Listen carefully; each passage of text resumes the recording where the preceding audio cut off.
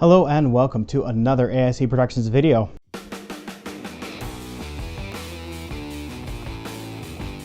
We're doing another gun video. So today, a little bit different of a firearm, kind of.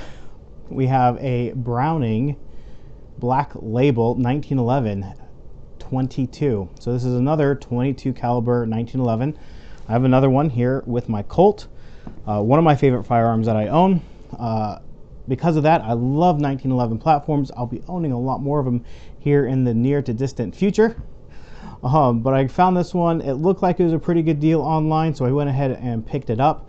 And I've had it less than 24 hours at this point, so I can't say a whole lot about it. I haven't had a chance to take it shooting. And unfortunately, over the next couple weeks, I'm going to be out of town, and I won't be able to take it with me where I'm going. So it's going to stay here and have to wait till I get back. But I just want to show you guys, if you have any questions, thoughts, comments about it, give me a chance to be able to answer those next time I do a follow-up video with this gun. I'll just do a quick teardown, show you kind of what we're looking at here. But one of the biggest things notable about this firearm is that it is not a full-size 1911. In fact, that's the reason why I have my Walther out, is I wanted to show you the size difference between the two. Whereas the Walther is full size, and I can swap out things like the grips, the hammer, the trigger, the mainspring housing, things like that.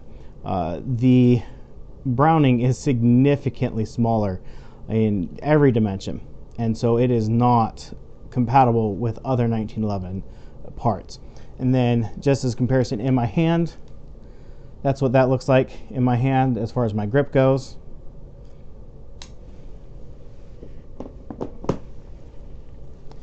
And that's how this one looks. So obviously significantly smaller in the hand, and overall I definitely can feel it. It's a lot lighter as well. As far as this assembly goes, drop the mag, release the tension on the spring here,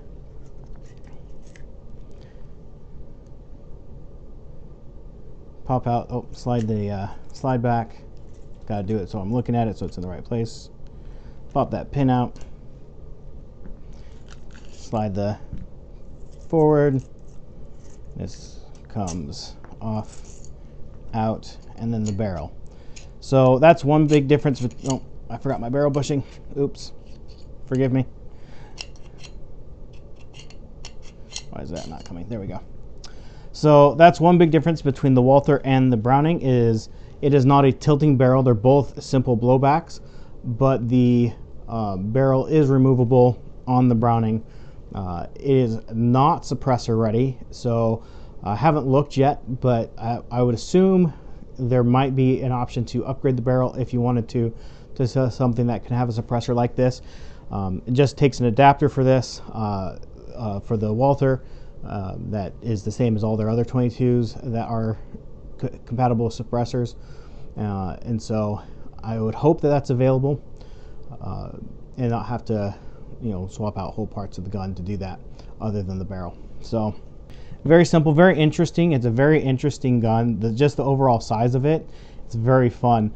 I'm really hoping that my children, I have young children, will be able to use this gun easier than say this one, and get them really introduced to a 1911 patterned gun. So again, I have younger children, and so that's kind of who this is for. I mean, it's for me, but it's for them as well. So yeah, that's just a first look at it. Again, I've had it less than 24 hours. I haven't had a chance to shoot it, but we'll definitely be taking a look at this and getting a lot of rounds through it. I've been able to find a few different options for some ammo, and so we're going to be doing a little bit of an ammo comparison test here, a reliability test here, and I'll be including some new guns I have in that. Anyways, let's go ahead and put this back together. If you have any specific questions, or if there's anything you want to know about this gun, let me know. That's one of the things I like to do, is to answer your questions. Right now I know a lot of people are buying a first gun, or looking at guns for the first time. So if you have any questions, want to know something specific about any of the guns I own, happy to answer those questions for you, so that way you can get the information you're looking for about something that you're going to be purchasing, because guns are expensive, and they definitely are an investment, or at least a expenditure that you want to make sure you get the right one. Because I've spent money on guns that weren't right, and I know how frustrating that is to do. Come on, there we go, got it in there.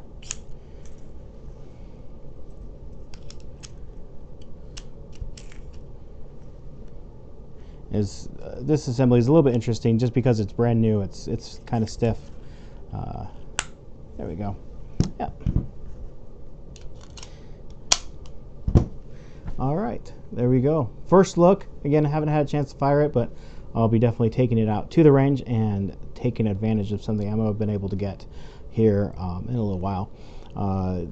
Unfortunately, the place I normally go shooting out in the desert has had a terrible forest fire. One of the worst in Arizona history in a long time, and they've actually closed that down for any public access at this point because it is so damaged. So I'll have to be finding either a new place, or hopefully the public range will let me record there. They haven't in the past. We'll see if they allow some of that in the coming future. So I may have to do just follow-ups on my experience out shooting. Anyways, thank you for watching, and I hope you have an amazing day.